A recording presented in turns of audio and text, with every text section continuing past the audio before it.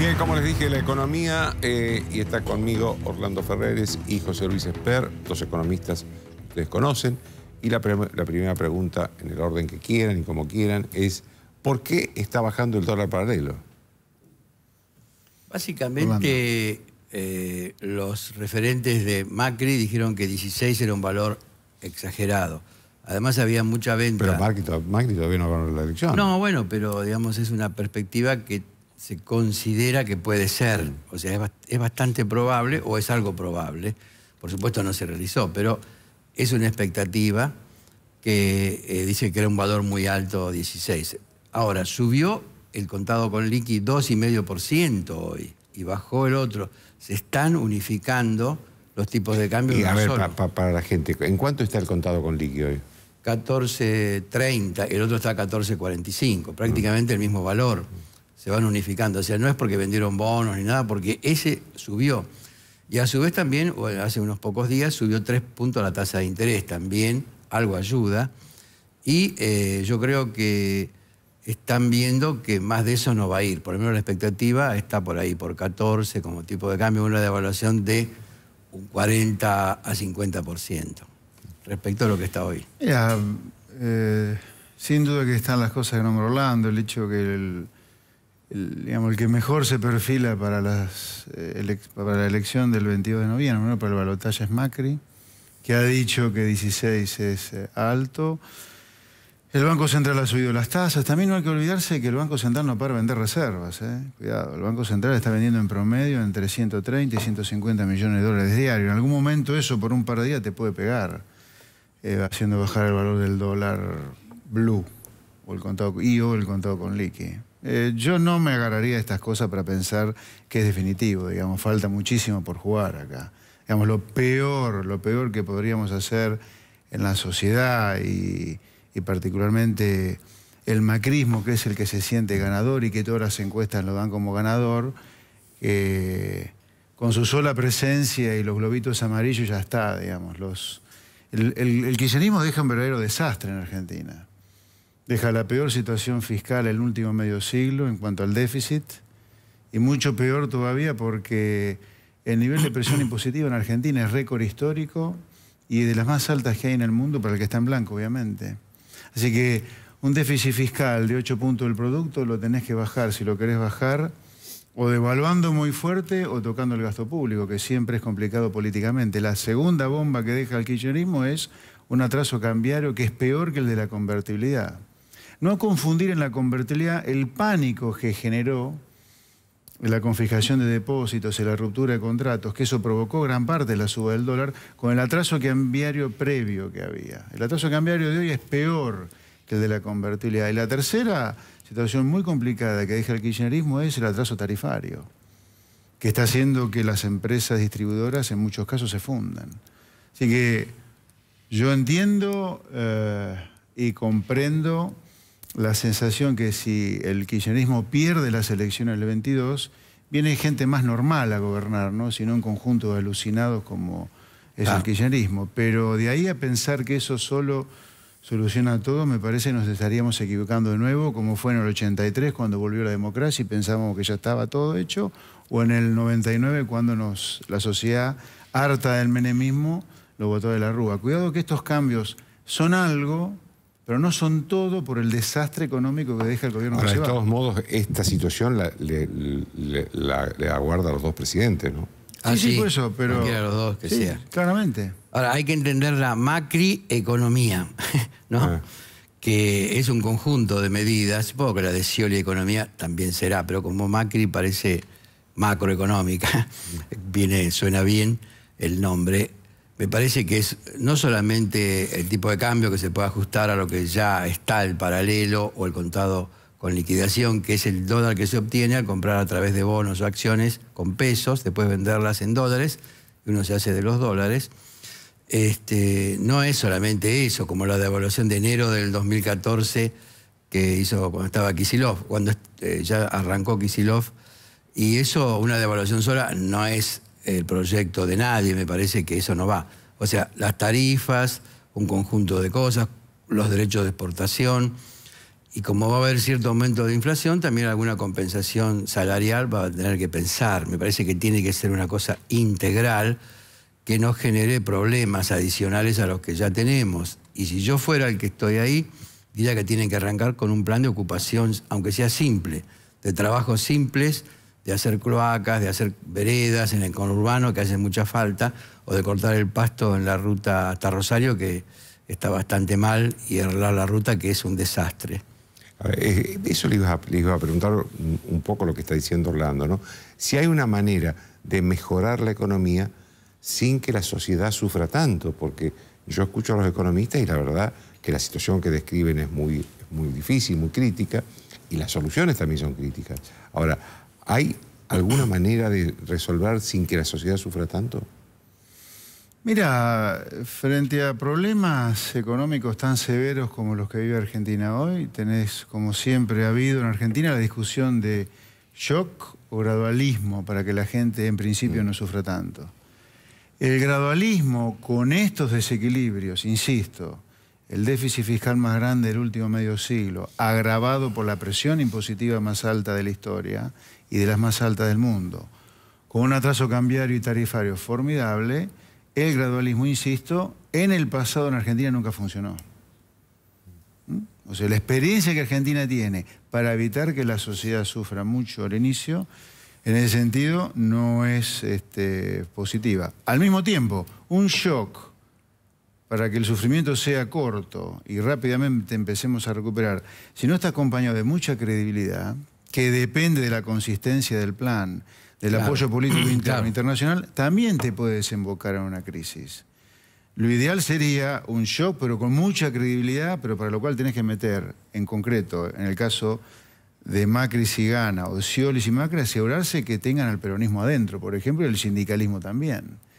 Y el apoyo internacional lo tenés que conseguir diciendo que vas a cumplir el fallo de Griesa, los fallos en contra que tenés a los OMC, los del CIADI, y un acuerdo de préstamo con el fondo.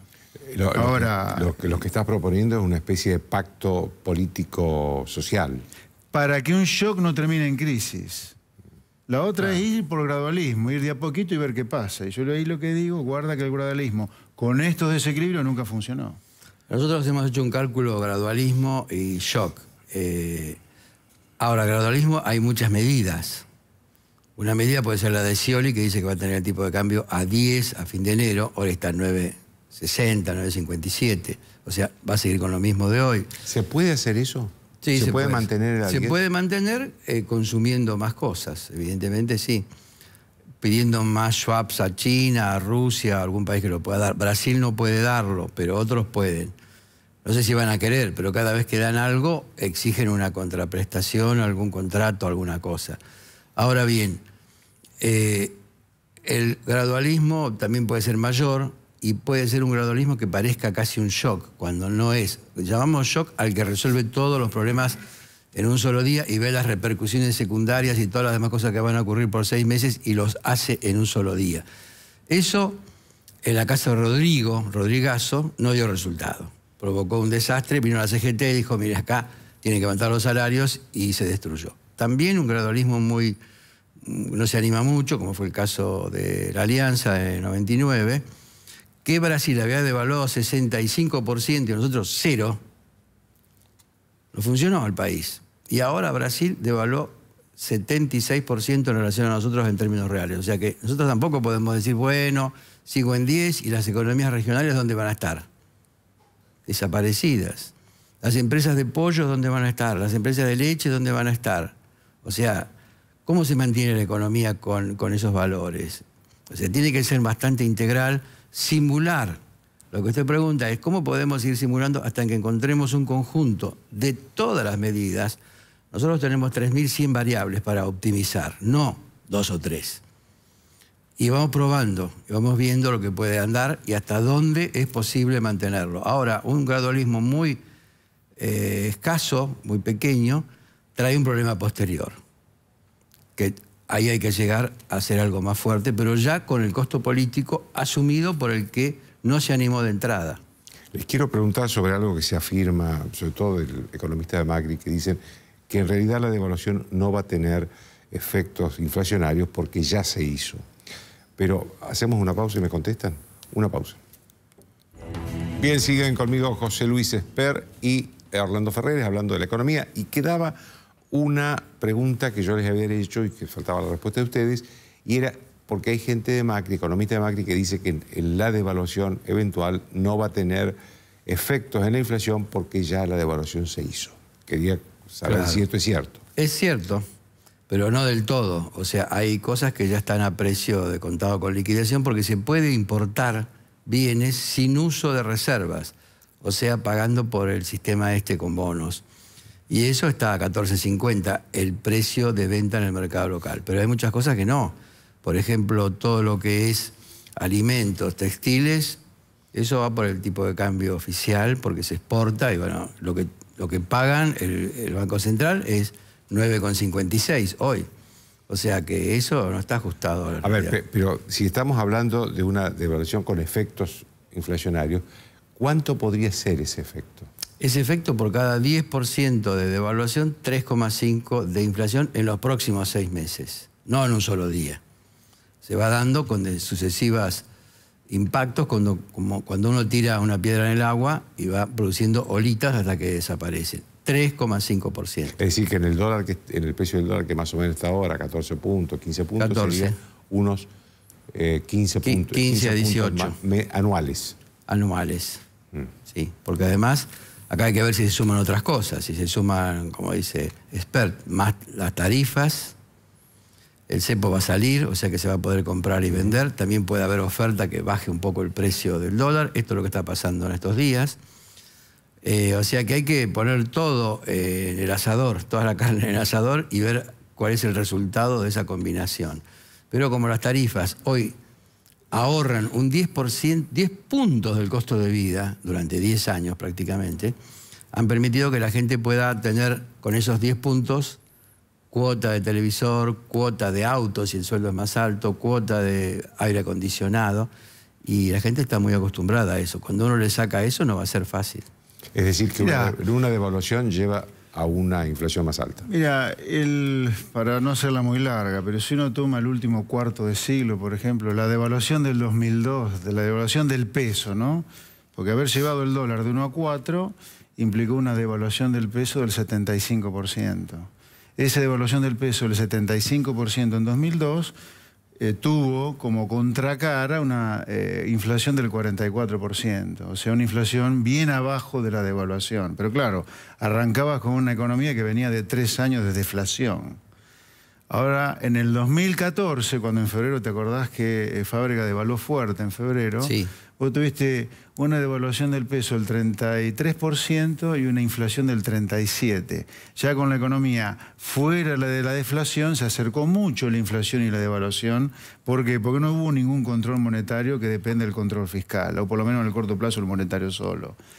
Hacia adelante entonces, con una economía donde la cantidad de dinero está creciendo hoy cerca del 40%, lo único que puede evitar que cada punto de devaluación se traslade a precios sería que el gobierno salga a colocar mucha deuda de corto para absorber, o que el campo, como se está diciendo, en el caso hipotético que ganara Macri, no sé en el caso de Scioli si tienen algo armado, empiece a liquidar lo que no liquidó hasta ahora o liquidar anticipadamente las divisas de parte del de la cosecha 2016-2017. Pero yo creo que las dos experiencias estas polares que yo muestro, me parece que muestran claramente que para que la devaluación no se traslade a la inflación, hasta 100% incluso, o sea, por cada punto, un punto de inflación, tenés que tener un control monetario muy importante, si no querés corregir la situación fiscal. Ejemplo, Brasil devaluó en los últimos 12 meses más o menos 65% la devaluación y la inflación fue 8%. O sea, nada, comparativamente. Bueno, ahora, están hablando del Banco Central. A mí me gustaría... Sí, la Selic, la tasa de interés allá es 11 a 12%. Una tasa de interés así, vos tenés chance de devaluar sin que se traslade a la inflación. Ustedes están hablando del Banco Central y me parece que toda devaluación, si no me equivoco, necesita de cierto respaldo del Banco Central para poder contener la suba del dólar. ¿Qué reservas va a heredar el gobierno próximo? Bueno, desde el punto de vista contable, bastante, pero se cuentan ahí los los swaps con China, que son un poquito más de 11.500, algo así, juntando varios otros préstamos. Hay 9.300 millones que son privados, de depósitos privados que se van a depositar todos los días. Los encajes, los llamados encajes. Sí, encajes confunde. Son depósitos privados que van a parar al Banco Central por motivo de seguridad, pero son privados, no son del Banco Central. Son 9.300 millones del sector privado. Hay después del sector público también, pero eso no los contamos. Y después hay 2.000 y pico de millones que se tenían que pagar a los bonistas, que Grisa no dejó pagarlos y están también ahí, depositados. Después ahí no se sabe cuánto, porque la cuenta es difícil de hacer, entre 5.000 y 12.000, o sea que no se sabe bien, pero digamos 8.000 millones que se deben comercialmente de importaciones efectuadas. Pasaron los 120 días de despacho a plaza y no se entregaron los dólares, sobre todo de empresas multinacionales que tienen acá su sucursal y la casa matriz tuvo que financiar eso. O sea que si sumamos todo eso y después los dividendos, que desde el 2012 en adelante no se permitió girar dividendos, son 4 años. Y eso era más o menos 4.000 millones, 4.300 millones por año. Están en pesos todavía pero esperando. Entonces el Banco Central está en rojo. Sí, en cierto modo sí, pero tiene también reservas para seguir vendiendo a los que viajan y al ahorro, y no presenta un problema de corto plazo, porque está usando todavía parte de todo eso que tiene. Pero si uno contara las deudas de plazo relativamente corto, se encuentra con una situación en rojo. Ahora, me parece que los dividendos se van a pagar con un bono, no en efectivo. Es decir, lo van a tomar como una deuda. Como una deuda, claro. Y ahí entonces puede salvar un poco la situación. Bueno, sobre el Banco Central, a ver, conceptualmente, el Banco Central, entre comillas, vaciado hoy, no es nada más ni nada menos que la deuda externa impagable de fines de los 90. Cuando Argentina defaultió en los 90, además de defaultear, devaluó fuerte su moneda para poder repagar la deuda reestructurada después de defaultear la original. Hoy el Banco Central conceptualmente no es nada más ni nada menos que eso. Este gobierno que se aisló del mundo, ¿cómo financió un agujero fiscal mayor que durante la convertibilidad? Con emisión y con reservas. Ergo, terminamos con un Banco Central, entre comillas, vaciado. Así que conceptualmente es lo mismo, digamos. El problema de fondo, ¿cuál es? Fiscal, como siempre. El déficit fiscal te lleva o a una hiperinflación, como en los 80, o a un default de la deuda, como en los 90, o a un Banco Central vaciado, como ahora. Es lo mismo, el exceso de gasto público. Sobre el Banco Central, ahora en particular. Mira, yo no tengo la menor idea, y ningún economista profesional serio, salvo que tenga información inside information, te lo puede decir, si el Banco Central realmente tiene los 26.000 millones de dólares que tiene. No sabemos, lo deben saber 3 personas en el país eso, si los tienen o no. Es decir, que dudás de que ni siquiera eso... No, digo, ellos dicen que tienen eso. Ahora, ¿es creíble un gobierno que miente como miente con todo? Que ha utilizado el INDEC como punta de lanza para instalar un relato económico que tenga 26.000 millones de reservas. Yo no pongo la mano en el fuego, de ninguna manera. Ahora, vamos a suponer que los tengan. Supongamos que los tengan, que están ahí. Si los tienen, todas esas correcciones que se le hacen neto de tal cosa, yo creo que son muy opinables. Están. Son yuanes que se transforman en dólares vía Hong Kong, son dólares al final. Son dólares por que no se paga la deuda, bueno, los tenés a los dólares. Me parece que todo eso es discutible. Si los tienen y no mienten, los tienen. Ahora, aunque los tuvieran, igualmente la situación de poder de fuego del Banco Central frente a la cantidad de pesos que andan dando vuelta es una situación de las peores que ha habido en el último medio siglo. Es similar a la situación que hubo previo al Rodrigazo, previo a Sigo, previo a la crisis del Austral y previo al fin de la convertibilidad. O sea, el Banco Central tiene poco poder de fuego frente a una corrida si la corrida se exacerbara mucho más de la que ya existe, porque el Banco Central no para perder reserva. Entonces, aunque tuviera las reservas que dice el Banco Central que tiene, dado que estás en el medio de una corrida y el poder de fuego tuyo es mínimo o muy bajo, sin duda que tenés que devaluar. Porque la devaluación, para recuperar reservas, entre muchas otras cosas, es el símil de la devaluación post-convertibilidad que fue necesaria hacer en parte para repagar la deuda reestructurada. La cuestión es que, digamos, en la devaluación, por ejemplo, del 2000 2 o la de 1989, la pobreza pasó de 12, 15, 7, como estaba en el 83, a 42 en aquel momento % de la población, y en la de Duhalde pasó a 56%, la pobreza urbana, sin contar la rural. Y no nos olvidemos que Duhalde dijo que iba de 1, iba a ir a 1,2 el tipo de cambio para los deudores y 1,4 para los depositantes. Terminó en casi 4. O sea que también acá hay mucho optimismo al principio sobre cuál es el valor de equilibrio. En este momento el Banco Central le tuvo que dar al Tesoro unos 66.000 millones de dólares contra distintas letras a 10 años que pagan LIBOR, -1. La LIBOR está a 0,3. O sea que el Banco Central le tiene que pagar 0,7 anualmente por prestar el dinero. Y el primero de esas letras, o como se llamen, vence el 2 de enero del 2016, que fue 9.800 millones. El próximo gobierno. Claro, que se le dieron al Fondo Monetario para cancelar todas las deudas vencidas y a vencer. Y eso va a vencer ahí y el gobierno va a tener que renovarlo seguramente. Déjame decirte algo, una cosa final, puede ser cortita. Yo le ruego al nuevo gobierno que va a asumir con nuevos aires, porque sea Scioli o Macri, el kirchnerismo sin duda va a quedar a un lado, es que aprovechen el crédito que le da a la sociedad en los primeros meses para hacer los ajustes que hay que hacer, que son duros. Que lo hagan en ese momento y no más tarde, porque van a doler. Al principio, si lo hacen bien, pueden no doler tanto. Gracias a los dos. Por nada. Una pausa.